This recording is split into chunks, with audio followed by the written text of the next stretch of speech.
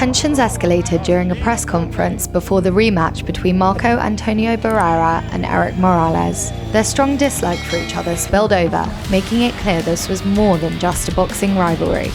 This trilogy came to an end in an unpredictable way, but we'll get to that.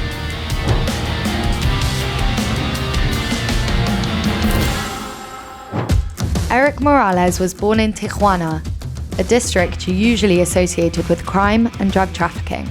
Growing up in a difficult place like this didn't stop him from becoming one of the greatest boxers in Mexico. On the other side of the ring, Marco Antonio Barrera had a very different start to his life. Born in Mexico City to an affluent family, the baby-faced assassin was supposed to take over his father's businesses. But growing up with an older brother who was an amateur boxer, Barrera wanted to become one himself. With a supportive family behind him, he rose to become a Mexican boxing hero.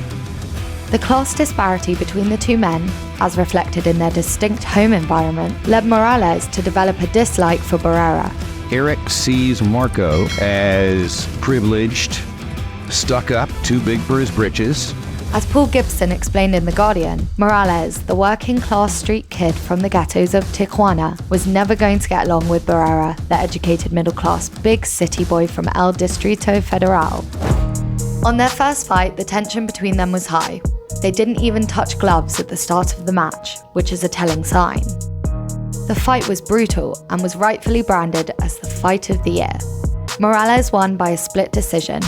At a press conference 1 year later, things exploded. Barrera asked Morales to repeat a Mexican slur he said to him earlier. When they stood side by side, Morales did what he was asked for, and Barrera punched him in the face. This brawl was short, but it heightened the rivalry between them. Simplemente chingue a su madre. Así de simple. 1 year later, they fought again, and this fight was no less vicious than the first.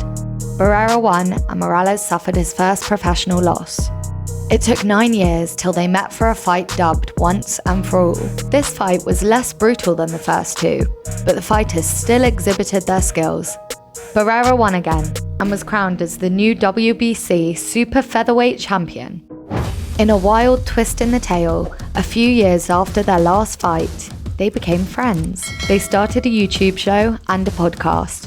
They overcame their different starting points, managed to put their history behind them, and worked together.